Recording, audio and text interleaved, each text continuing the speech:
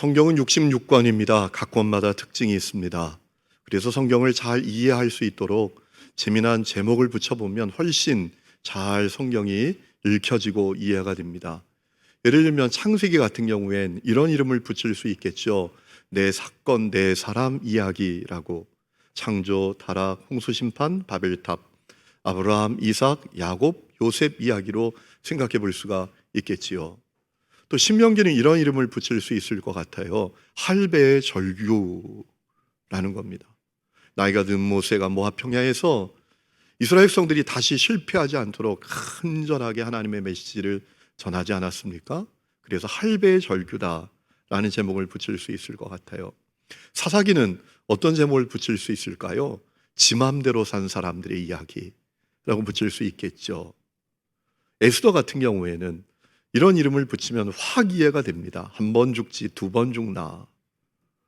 그러면 오늘 우리가 읽은 히브리서에는 어떤 이름을 붙이면 좋을까요? 이런 이름을 붙이면 좋을 것 같아요. 절대로 떠나면 안 된대이라는 거예요. 한번 따라해 보실까요? 절대로 떠나면 안 된대이. 여기 히브리서는 배교자들을 향한 경고의 말씀이에요. 로마는 기독교를 위험한 종교로 인식을 합니다. 그래서 박해합니다. 특별히 AD 64년 이후에 그 박해가 심각하게 발전합니다. 로마의 대화재가 AD 64년에 일어났습니다. 그러니까 네로가 백성들의 원성을 해소하기 위해서 기독교인들을 범인으로 뒤집어 씌우고 무자비하게 핍박하기 시작을 했습니다. 그때 수많은 사람들이 배교합니다. 주님을 떠납니다. 특별히 유대인 신자들, 유대교에서 기독교로 돌아왔던 사람들이 다시 유대교로 돌아가는 일들이 벌어졌던 것입니다. 그래서 히브리서 기자는 그들을 향해서 절대로 예수님 떠나면 안 된다, 예수님 버리면 안 된다라고 전했던 것입니다. 유대교로 돌아가는 것은 실체를 버리고 그림자를 붙드는 것이고, 유대교로 돌아가는 것은 불완전한 것을 붙들고 완전한 것을 버리는 어리석은 일이다 라고 말해요. 그래서 히브리서를 쭉 읽어보면 이제 유대교에서 그렇게 중요하게 여기는 천사 모세의 제사장이 얼마나 불완전한 존재인고 한계가 분명한지에 대해서 이야기하고 있는 것을 보게 됩니다. 자, 오늘 우리가 읽은 이 히브리서를 읽어보면 아주 중요한 사실을 말씀하는 내용을 볼 수가 있습니다. 어떻게 몰아쳐오는 그 박해를 이길 수 있겠는가? 몰아쳐오는 그 핍박과 박해를 어떻게 이길 수 있는지 결정적인 방법을 오늘 우리가 읽은 말씀에서 히브리서 기자는 알려주고 있습니다. 먼저 21절 말씀을 보니까 예수님을 큰 제사장이라고 했습니다. 여러분, 구약시대의 제사장의 핵심적인 역할이 무엇입니까? 이스라엘 성들이 하나님께 연결되고 자기의 죄 문제를 해결하도록 돕는 것입니다. 그것이 제사장의 역할입니다. 그렇다면 우리 예수님은 정말 큰 제사장이시죠. 아니, 완전한 제사장이시지요. 왜 그렇습니까? 예수님께서는 당신의 몸, 당신 자신을 친히 사람의 죄를 속죄하는 속죄의 제물로 주셨기 때문입니다. 죄는 우리가 졌습니다. 죄값도 내가 받아야 합니다. 그런데 예수님께서 내 죄값을 당신이 속죄의 제물 되어서 이 십자가에 매달려서 다 치르셨습니다. 그래서 전적으로 타락한 우리를 하나님께 연결시키셨습니다. 그리고 하나님께 나아가도록 길을 열어주셨습니다. 오늘 히브리서 기자가 그 얘기를 하지 않습니까? 22절입니다. 우리가 마음의 뿌림을 받아 악한 양심으로부터 벗어나고 몸은 맑은 물로 씻음을 받았으니 참 마음과 온전한 믿음으로 하나님께 나아가자. 이 말씀은 어떤 의미입니까? 예수께서 내 모든 죄를 십자가에 매달린 속죄의 제물이 되어서 다 해결하셨으니까 우리가 하나님께 담대히 나아가자 하는 거예요. 그리고 우리가 얻은 구원에 대해서 확실한 믿음과 소망을 가지자라고 말합니다. 하나님은 절대로 실수가 없으신 분, 틀림없는 분, 우리가 절대로 신뢰할 수 있는 분이시니까 하나님이 주신 구원에 대해서 확실한 믿음과 소망을 가지자라고 말합니다. 그 내용이 23절입니다. 약속하신 이는 믿으시니 우리가 믿는 도리의 소망을 움직이지 말며 굳게 잡자라는 거예요. 약속하신 이 하나님이십니다. 그분은 틀림없는 분이에요. 그분은 신실하신 분입니다. 절대 신뢰할 수 있는 분이십니다. 그러니까 그 하나님이 주신 구원에 대해서 확실한 믿음과 소망을 가지자라고 말하는 거예요. 자, 그리고 그 다음에 말씀드린 대로 몰아치는 핍박과 박해를 극복할 수 있는 결정적인 방법을 알려주고 있습니다. 무엇입니까? 주 안에서 한몸된 성도들이 친밀하고 깊은 교제를 누리면서 사는 것입니다. 그래서 24절에 말하죠. 서로 돌아보아 사랑과 선행을 격려하며 모이기를 피하는 어떤 사람들의 습관과 같이 하지 말고 오직 권하여 그날이 가까움을 볼수록 더욱 그리하자. 정리하면 이런 겁니다. 주 안에서 한몸된 성도들이 깊고 친밀한 교제를 누리면서 살아야 된다라는 거예요. 여러분, 이 말씀은 오늘 우리에게도 너무나 중요한 말씀이에요. 왜냐하면 우리가 이 세계에 살았던 성도들과 별반 다를 바 없는 시대를 살고 있기 때문입니다. 우리가 사는 세상이 전쟁터 같습니다. 여러분, 우리 사회를 가리키는 뼈아픈 이야기들이 있습니다. 피로사회다, 절벽사회다라고 말합니다. 한 발짝만 잘못 디디면 청결 낭떠러지로 떨어져서 다시는 올라올 수 없는 사회가 우리 사회다라는 거예요. 그래서 이 사회를 살아가기가 너무 힘들다, 피곤하다. 그래서 피로사회라고 말하잖아요. 그런데 성도들은 더합니다. 왜냐하면 거기에다 더해서 박해를 받기 때문입니다. 그런 세상 속에서 박해를 받으면서 핍박을 받으면서 살기 때문입니다. 지난달 국민일보에서 지앤컴 리서치라는 여론조사 기관에 의뢰해서 대국민 기독교 이미지 조사를 실시했습니다. 참 결과가 참담합니다. 우리나라 국민들이 한국 교회를 신뢰하는 신뢰도가 18.1%라는 겁니다. 2년 전에 비해서 13%나 줄었습니다. 2년 전에 조사했을 때에는 31.7%였거든요. 참 뼈아픈 결과입니다. 저는 그 설문조사 결과를 보면서 그런 마음을 갖게 됐습니다. 왜 우리나라 국민들이 그렇게 한국 교회를 신뢰하지 않을까? 무엇 때문일까? 물론 우리가 말씀대로 올곧게 덕스럽게 살지 못했기 때문이겠죠. 그런데 또 다른 이유가 있지 않을까? 그런 마음이 드는 겁니다. 기독교를 박해하기 때문입니다. 기독교를 핍박하기 때문입니다. 자, 이 설문조사에서 사람들이 이렇게 물었습니다. 당신이 기독교에 대해서 부정적인 이미지를 갖게 된 이유가 뭡니까? 라고 물었더니 언론 보도다라고 대답한 사람이 53%였다는 겁니다. 언론 보도를 듣고 아이, 기독교 별로야, 신뢰할 수 없어, 이렇게 생각을 했다라는 겁니다. 그러니까 이런 생각이 들더라고요. 아니, 언론은 얼마든지 조정할 수 있잖아. 언론은 어떤 목적을 가지고 얼마든지 조작할 수 있잖아. 정치적인 목적이나 사상적인 목적으로 기독교를 축소하고 박해하기 위해서 조작할 수 있잖아. 부정적인 사건이나 기사를 집중적으로 보도해서 조정할 수 있잖아요. 똑같은 잘못을 했어요. 그런데 한 잘못은 얘기도 안 합니다. 드러내지도 않습니다. 그런데 어떤 잘못은 계속 보도하고 계속 이야기하면 그 잘못은 정말 큰 잘못, 대단한 잘못으로 발전하는 것 아니겠습니까? 지난번 코로나 델타 유형이 유행했을 때 일명 교회발 확진자는 실제로 5% 정도에 지나지 않았는데 어떤 일이 벌어졌죠? 언론과 정부 기관까지 동원돼서 마치 교회가 코로나 확산의 주범인 것처럼 이지매를 당하지 않았습니까? 5%밖에 안 되는데. 제가 기독교가 잘못이 없다라고 말씀드리려고 하는 이 얘기는 아닙니다. 제가 목사가 아니라 한 사람의 신앙인으로 살아도 이런 마음이 듭니다. 교인들만큼 다른 사람들 도우려고 하고 선한 일을 하려고 하고 양심대로 살려고 하는 분들이 어디 있겠나, 그런 마음이 듭니다. 지난번에 울진 삼척에서 산불이 났을 때, 또 우크라이나에서 전쟁이 났을 때 우리 교회 성도님들이 먼저 저에게 말씀하시더라고요. 목사님, 우리가 헌금을 해야 되는 거 아닙니까?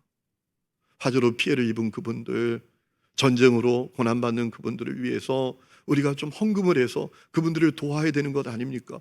이렇게 먼저 말씀을 하시더라고요. 여러분, 이번 설문조사에 이 설문 가운데 이런 내용이 있었습니다. 당신이 기독교에 대해서 부정적인 이미지를 갖게 된 이유가 뭐냐라고 물었더니 많이 나온 대답이 이런 대답이 있었어요. 기독교는 너무 배타적이라는 겁니다. 너무 독선적이라는 겁니다.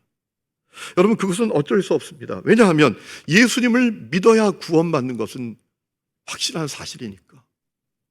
예수님이 오직 구원 얻는 유일한 길이 되시고 진리가 되시고 생명이 되시니까요. 사도행전 4장에 천하 인간의 구원 얻을 만한 다른 이름을 우리에게 예수님 외에 주신 일이 없다고 하셨습니다. 여러분도 그렇게 믿으십니까? 오직 예수님이 구원의 길이십니다. 유일한 길이십니다. 이러면 참 좋죠. 다른 종교도 다 좋아요. 다른 종교에도 구원이 있어요. 절에 가도 구원받고요. 이슬람 신자가 되어도 구원받고요. 저 산에 가서 빌어도 구원받고요. 다 좋은 종교죠. 이러면 우리도 좋겠는데 성경이 그렇게 말씀하고 있지 않잖아요. 성경이 오직 구원 얻는 이름은 예수 그리스도 그분의 이름밖에 없다. 그렇게 말씀하고 있잖아요. 그래서 우리는 그렇게 믿는 겁니다. 그렇게 전하는 겁니다. 그게 싫다는 거예요. 어떡하겠습니까? 그러다 보니까 기독교가 박해를 받죠. 이미 사실 예수님이 그 박해에 대해서 예고하셨습니다. 요한복음 15장 8절에 보면 너희가 세상에 속하지 않았기 때문에 세상이 너희를 미워할 거다 라고 하셨습니다. 여러분, 오늘 우리는 박해 시대를 살고 있습니다. 그러므로 이 세계 성도들처럼 하나님께서는 구원받은 성도가 된 우리들이 친밀한 교제를 함께 누리며 살기를 원하고 계십니다. 사실 그것은 이미 시편 기자도 노래했던 적이 있지요. 시편 133장에 이런 말씀이 있습니다. 보라, 형제가 연합하여 동거하며 어찌 그리 선하고 아름다운고 헐머니 있으리 시온의 산들의 내림 같도다 라고 했습니다. 여러분, 이스라엘의 북쪽에 헐몬산이 있습니다. 높은 산입니다. 그 높은 산 때문에 기압골이 형성이 되어서 매일매일 이스라엘의 촉촉한 이슬이 밤새 내립니다. 그 이슬 때문에 생명이 삽니다. 성도의 교제가 그와 같다라는 거예요. 여러분, 십자가 복음 믿고 구원받는 성도는 누굽니까? 한 몸인 사람들입니다. 그리스도 안에서 한 몸이요, 한 지체요, 한 가족이요, 한 형제 자매가 된 사람들 아닙니까? 주님은 그런 우리들이 서로 깊은 교제를 누리면서 살기를 원하고 계십니다. 그래야 이 박해의 시대를 이길 수 있다라는 거예요. 그래야 이 험한 세상을 이길 수 있다라는 겁니다. 여러분, 코이노니아라는 것이 뭐죠? 교제라는 말인데 함께 나누다라는 겁니다. 우리가 서로의 삶을 함께 나누면서 살기를 주님이 원하고 계십니다. 교회의 공동체가 그런 영적 가족이 되기를 원하고 계십니다. 여러분, 가정도 두 가지 종류의 가정이 있지 않습니까? 순기능적인 가정이 있고 역기능적인 가정이 있습니다. 역기능적인 가정은 불행합니다. 매일 다툼만 가득합니다. 사랑이 없습니다. 돌봄도 없습니다. 대화도 되지 않습니다. 그래서 그 가정 안에 있지만 피곤합니다. 괴롭습니다. 스트레스만 받습니다. 상처만 받습니다. 주님은 우리 교회 공동체가 그런 교회 공동체가 되는 것을 절대로 원하지 아니하십니다. 순기능적인 가정, 깊고 친밀한 교제로 가득한 가정이 되기를 원하고 계십니다. 여러분, 우리가 하나님의 한 형제 자매로서 친밀한 교제를 나누면서 살아야 될 아주 중요한 이유가 있습니다. 첫 번째는 우리 각 사람이 너무나 약하기 때문입니다. 우리는 서로의 도움이 필요한 사람들이기 때문입니다. 그래서 전도서 4장 9절에 그런 말씀이 있죠. 두 사람이 한 사람보다 나음은 그들이 수고함으로 좋은 상을 얻을 것입니다. 혹시 그들이 넘어지면 하나가 그 동물을 붙들어 일으키려니와 홀로 있어 넘어지고 붙들어 일으킬 자가 없는 자에게 화가 있을 거다 하고 했습니다. 우리가 약합니다. 우리는 도움이 필요한 사람들입니다. 그래서 우리에게 깊고 친밀한 교제가 필요한 겁니다. 또한 우리 각 사람은 너무나 부족해서 여전히 죄를 지으면서 살기 때문입니다. 우리에게 파수꾼이 필요합니다. 우리를 붙들어줄 사람이 필요합니다. 그래서 우리를 돌봐줄 사람이 필요합니다. 고린전서 12장 25절에 이런 말씀이 있습니다. 몸 가운데에서 분쟁이 없고 오직 여러 지체가 서로 같이 돌보게 하셨느니라. 여러분, 우리는 부족합니다. 연약합니다. 그래서 여전히 죄 가운데 삽니다. 그래서 나를 돌봐줄 사람이 필요합니다. 붙들어줄 사람이 필요합니다. 파수꾼이 되어줄 사람이 필요합니다. 그래서 주님이 우리가 친밀한 교제를 누리면서 살기를 원하시는 거예요. 또한 우리는 친밀한 교제를 통해서 계속 영적으로 성장할 수 있습니다. 우리는 서로 친밀한 교제를 나눌 때 진정한 성장을 이룰 수 있습니다. 나 혼자 독불장군처럼 신앙생활 해서는 절대로 영적으로 성장할 수 없다라는 겁니다. 그래서 잠언서 27장 17절에 이런 말씀이 있지요. 철이 철을 날카롭게 하는 것 같이 사람이 그의 친구의 얼굴을 빛나게 하느니라. 여러분, 그렇다면 여러분 가운데 이쯤 되면 이런 질문을 갖는 분들이 계실지 모르겠습니다. 아니, 좋아. 우리가 한 몸이고 한 지체고 한 형제 자매니까 교제해야지. 깊고 친밀한 교제, 그거 좋은 거지. 문제는 교제는 주고받는 거라며. 그런데 나에게 줄 게 있나? 나 같은 사람에게 뭐 줄 게 있을까? 이런 질문을 갖는 분들이 계실지 모르겠습니다. 여러분, 그 답은 뭘까요? 그렇다라는 겁니다. 여러분에게 줄 게 있습니다. 주님께서 여러분에게 줄 것을 주셨습니다. 무엇입니까? 주님이 우리에게 사랑을 주셨습니다. 우리에게 줄 사랑이 있습니다. 요한일서 4장 11절에 이런 말씀이 있죠. 사랑하는 자들아, 하나님이 이같이 우리를 사랑하셨은즉 우리도 서로 사랑하는 것이 마땅하도다. 어느 때나 하나님을 본 사람이 없을 때 만일 우리가 서로 사랑하면 하나님이 우리 안에 거하시고 그의 사랑이 우리 안에 온전히 이루어지느니라 라고 했습니다. 자, 11절 말씀 주목해야 합니다. 사랑하는 자들아, 하나님이 이같이 우리를 사랑하셨은즉. 여러분, 하나님이 우리를 사랑하셨습니다. 우리에게 사랑을 주셨다라는 겁니다. 얼마나 놀라운 사랑을 주셨습니까? 십자가에 매달린 속죄의 제물로 당신의 독생자를 내어주실 정도로 우리에게 사랑을 주셨습니다. 여러분, 우리에게 사랑이 있습니다. 우리는 사랑이 다 있는 사람들입니다. 하나님께서 나를 사랑하셨기 때문에 우리에게 사랑이 있습니다. 만일 어떤 성도가 나에게 사랑이 없다고 한다면 그것은 큰 문제입니다. 왜냐하면 하나님께서 성도에게 사랑을 주시지 않은 적이 없기 때문입니다.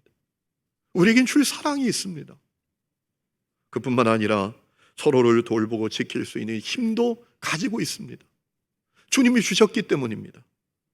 시험당하는 자를 돌보고 지킬 수 있는 힘을 주셨습니다. 그래서 갈라디아서 6장 1절에 말씀하셨습니다. 형제들아, 사람이 만일 무슨 범죄한 일이 드러나거든 신령한 너희는 온유한 심령으로 그러한 자를 바로잡아야 된다. 우리는 시험당하는 자를 돌보고 지킬 수 있는 힘을 주님이 주셨습니다. 그래서 주님이 그렇게 하라고 하신 겁니다. 또한 죄 가운데 살아가는 사람을 돌보고 지킬 수 있는 힘도 주셨습니다. 마태복음 18장 15절에 예수님 말씀하셨잖아요. 너의 형제가 죄를 범하거든 가서 너와 그 사람과만 상대하여 권고하라. 만일 들으면 너가 너의 형제를 얻은 것이다. 우리는 죄 가운데 살아가는 성도를 돌보고 지킬 수 있는 힘을 갖고 있습니다. 그래서 주님이 그렇게 하라고 하신 거예요. 그뿐만 아니라 우리는 나눌 수 있는 구체적인 것들을 갖고 있습니다. 주님이 주셨기 때문입니다. 여러분, 초대교회 성도들을 생각해 보십시오. 그들은 자기들의 소유를 나누었습니다. 네 거 내 거 그게 없는 겁니다. 그뿐만 아니라 자기의 소유를 팔아서 필요한 사람들에게 나누어 주었다라고 했습니다. 여러분, 그렇게 했던 것이 그들에게 삶이 넉넉했기 때문이 아닙니다. 풍성했기 때문이 아닙니다. 남아 돌았기 때문이 아닙니다. 여러분, 그 내용을 고린도전서 8장 말씀을 보면 알지요. 바울이 마게도냐 지역의 교회 성도들의 나눔에 대해서 이야기합니다. 그들이 남아서 풍성해서 나눈 게 아니었다라는 겁니다. 그들이 나눌 수 있었다라는 것은 어떤 의미인가? 하나님께서 나에게 나눌 수 있는 것을 주셨다라는 것을 바라보는 눈이 열리니까 나누게 되었다라는 사실을 전하지 않습니까? 고린도전서 8장 1절에 바울이 이렇게 말합니다. 형제자매 여러분, 우리는 하나님께서 마게도냐 여러 교회에 베풀어 주신 은혜를 여러분에게 알리려고 합니다. 그들은 큰 환난의 시련을 겪으면서도 기쁨이 넘치고 극심한 가난에 쪼들리면서도 넉넉한 마음으로 남에게 베풀었습니다. 마게도냐 지역의 성도들은 풍성해서 나눈 게 아니라는 거예요. 넉넉해서 나눈 게 아니라는 겁니다. 그들이 나눌 수 있었던 이유는 뭐냐? 하나님께서 나에게 나눌 수 있는 것을 주셨다라는 눈이 열린 겁니다. 그래서 나눴다라는 거예요. 여러분, 나눌 것을 주셨다고 여기면 나눌 게 보입니다. 나눌 것을 주셨다라는 것을 보지 못하면 나눌 것이 좀처럼 보이지 않는 겁니다. 충북 음성에 가면 꽃동네가 있잖아요. 한때 큰 사회적으로 문제가 됐는데 7년간의 법정 투쟁을 통해서 그 모든 것이 사실이 아니었다. 그 오신 분님이 무죄 판결을 받았잖아요. 그런데 그렇게 언론으로 그분을 공격하던 그 모든 일들이 그냥 한 줄 기사, 무죄 판결 나왔다, 이것으로 끝나고 말았죠. 참 안타까운 일이었죠. 여러분, 그 꽃동네 입구에 가면 이런 문구가 적혀 있습니다. 얻어먹을 수 있는 힘만 있어도 은총입니다. 왜 그런 문구가 생기게 됐던 걸까요? 그 오신 분님이 최기용이라는 사람을 만나게 되면서 시작이 된 겁니다. 최기용이라는 사람이 하루 종일 구걸하러 다닙니다. 그를 따라가 봤습니다. 아주 허름한 집에 거적대기 하나 열고 들어가는데 따라 들어가 봤더니 그보다 더 힘들고 장애를 갖고 있고 어려운 18명의 사람들이 있더라는 거예요. 하루 종일 구걸해 온 것으로 그들을 다 먹이더란 말입니다. 충격을 받은 겁니다. 그래, 우리가 얻어먹을 수 있는 힘만 있어도 그게 은총이지. 여러분, 주님께서 우리에게 나눌 것을 주셨어요. 근데 문제는 우리에게 보이지 않는 겁니다. 나눌 것을 주셨다라는 사실이 보이면 나누게 되는 거죠. 그래서 갈라디아서 6장 10절에 이렇게 말씀하셨어요. 그러므로 우리가 기회 있는 대로 모든 이에게 착한 일을 하되 더욱 믿음의 가정들에게 할지니라 하고 했습니다. 그뿐만 아니라 주님이 우리에게 나눌 것을 주셨는데요, 기도할 수 있는 능력을 주셨습니다. 여러분, 야고보 5장 15절에 놀라운 말씀이 있습니다. 믿음의 기도가 병든 자를 구원하리니 주께서 그를 일으키시리라. 혹시 죄를 범하였을지라도 사하심을 받으리라. 그러므로 너희 죄를 서로 고백하며 병이 낫기를 위하여 서로 기도하라. 의인의 간구는 역사하는 힘이 크미니라 라고 했습니다. 의인의 간구가 능력 있는 기도랍니다. 여러분, 누가 의인입니까? 예수 십자가 복음으로 의롭게 된 사람이 의인입니다. 여러분, 우리의 기도는 능력이 있습니다. 우리가 의롭게 살아서 의인이 아니라 예수의 십자가 보혈로 의롭게 된 존재가 되지 않았습니까? 그래서 우리의 능력은 약하지만 우리의 기도는 능력이 있습니다. 그래서 우리는 누군가에게 능력의 기도를 줄 수가 있습니다. 능력의 기도를 주님께서 우리에게 주셨습니다. 여러분, 제가 지난주 화요일에 이 목 검사 받았던 이비인후과에 갔어요. 성대만 전문으로 하는 이비인후과가 저 강남에 있는데요, 한 달이 지나서 처방해 준 약을 다 먹고 갔어요. 다시 촬영을 했어요. 의사 선생님이 깜짝 놀래요. 목사님, 싹 사라졌어요. 깨끗해졌어요. 라고 하시더라고요. 여러분, 제가 그 얘기를 들으면서 떠오르는 얼굴들이 있었어요. 스치는 얼굴들이 있었어요. 우리 성도들 가운데 저에게 그렇게 말씀하시는 분들이 있었거든요. 목사님, 제가 기도하고 있습니다. 목사님, 제가 기도하고 있습니다. 문자로도 목사님, 제가 기도하고 있습니다. 그분들의 얼굴이 떠오르는 거예요. 여러분, 주님이 우리에게 능력 있는 기도를 주셨어요. 우리는 줄 수 있는 게 있는 사람들입니다. 없지 않아요. 있어요. 저는 우리 사랑하는 하느님교회 모든 성도들이 주님이 주신 그것들을 가지고 친밀하고 깊은 교제를 누리며 살아갈 수 있기를 주의 이름으로 축원합니다. 자, 그렇다면 어떻게 우리가 친밀한 교제를 더 풍성하게 누릴 수 있을까요? 몇 가지 우리에게 꼭 필요한 게 있습니다. 첫 번째는 내가 쓰고 있는 가면을 벗어야 돼요. 그런 것을 그렇지 않은 것처럼, 그렇지 않은 것을 그런 것처럼 가장하는 가면을 벗어야 됩니다. 야고보 5장 16절 말씀에 보면 너희 죄를 서로 고백하라 라고 했습니다. 이 말씀의 의미는 무엇입니까? 가면을 벗으라라는 거예요. 가면을 벗어야 된다. 여러분, 잘못하면 신앙생활이 가면부도회가 될 수가 있어요. 신앙생활 평생 한다고 해도 가면 무도회하고 끝날 수 있어요. 이 마음으로, 그 마음의 내면의 중심에는 죽고 싶은 마음으로 가득합니다. 그런데 일주일에 한 번 교회 와서 그저 표정 관리하다가 아무 문제 없는 것처럼 그렇게 돌아갈 수 있어요. 그러니 신앙생활이 나에게 생명이 아니죠. 능력이 아니죠. 가정이 다 무너져 갑니다. 파산 직전입니다. 그런데 그 가면을 쓰고 있어요. 그 마음이 공고합니다. 믿음의 길을 걸어도 너무나 공고합니다. 얼마든지 그럴 수 있어요. 여러분, 하나님께서 우리에게 원하시는 것은 함께 친밀하고 깊은 교제를 누리면서 함께 울고 함께 기뻐하는 것입니다. 로마서 12장 12절에 즐거워하는 자들과 함께 즐거워하고 우는 자들과 함께 우는 것, 그것이 주님께서 우리에게 원하시는 것입니다. 고린도전서 12장 26절에 만일 한 지체가 고통을 받으면 모든 지체가 함께 고통을 받고 한 지체가 영광을 얻으면 모든 지체가 함께 즐거워하느니라 라고 했습니다. 그러려면 가면을 벗어야 돼요. 우리가 먼저 가면을 벗어야 돼요. 그러면 가면을 벗는 사람들이 일어나고, 그리고 친밀하고 깊은 교제가 거기에 임합니다. 두 번째는 교제할 때 피상적인 주제에 머물러서는 안 됩니다.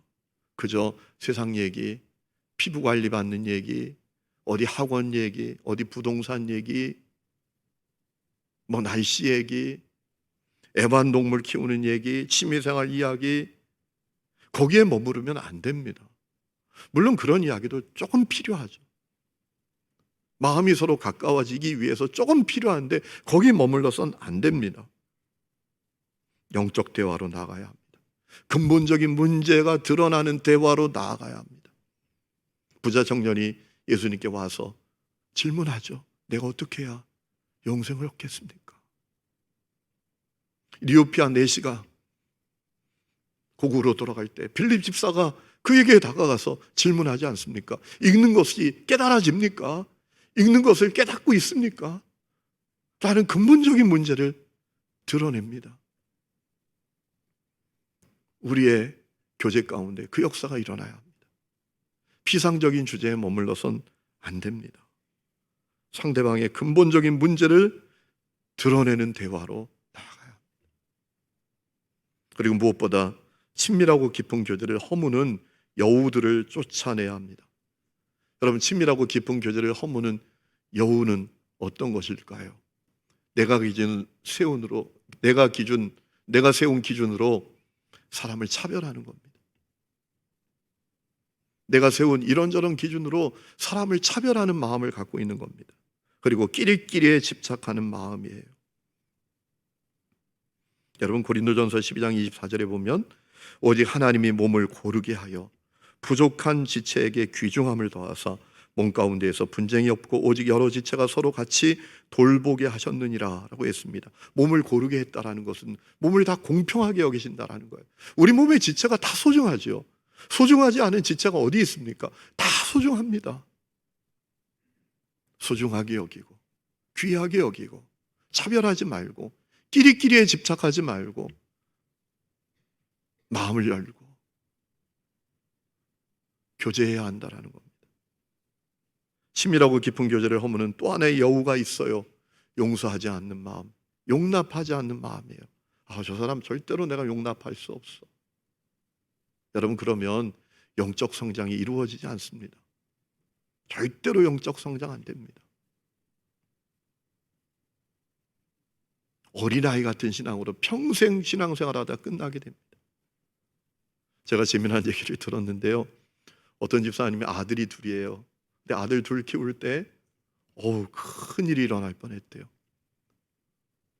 부엌에서 주방에서 일을 하는데 갑자기 좀 느낌이 안 좋았대요.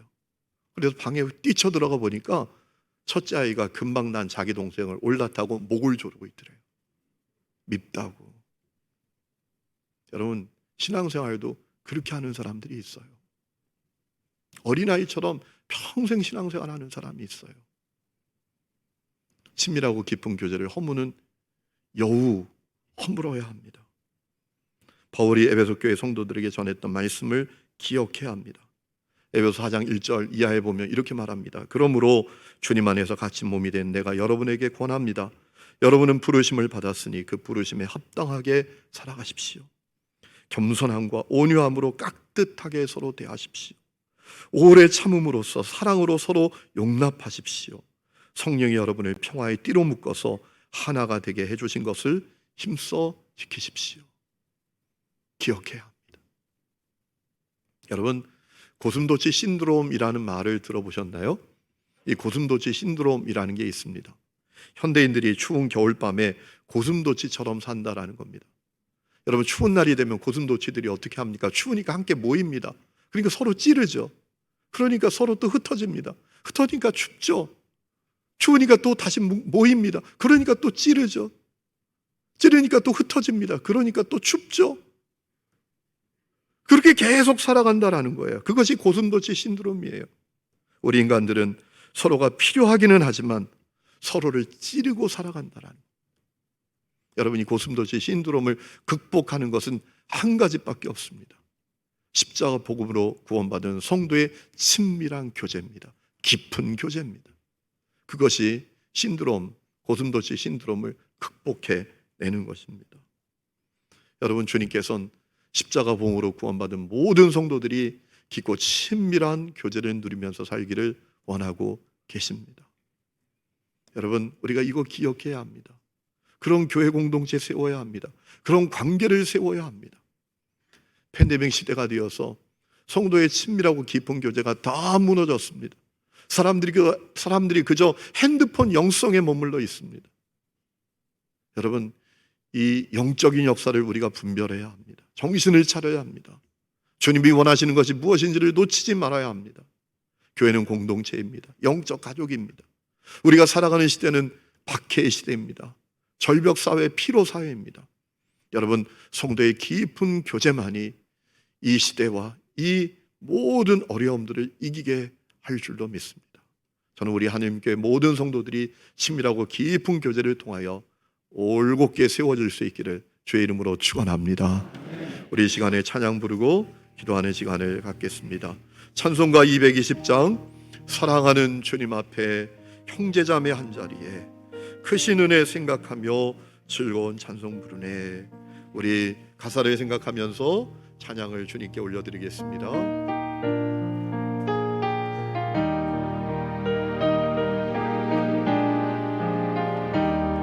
사랑하는 주님 앞에 형제자매 한자리에 당신을 생각하며 즐거운 찬송 부르네. 내 주 예수 오늘마다 모든 사랑 내 몸같이 알랑듯이 위로하고 지심으로 살아가세. 사랑하는 주님 앞에 온갖 충성 다 바쳐서 외로우나 즐겁나 주님만 있어서 우리 주님 거룩한 손 제자들의 바르시서 남 섬기는 종의 도리 범선에게 보이셨네. 사랑하는 주님 예수 같은 주로 섬기다니 앞길마다 한 보기를 형제여 친구들이여 한 몸같이 친밀하고 마음으로 바라네요. 우리 주님 크신 뜻을 지성으로 주님 3절 다시 한번 부릅니다. 사랑하는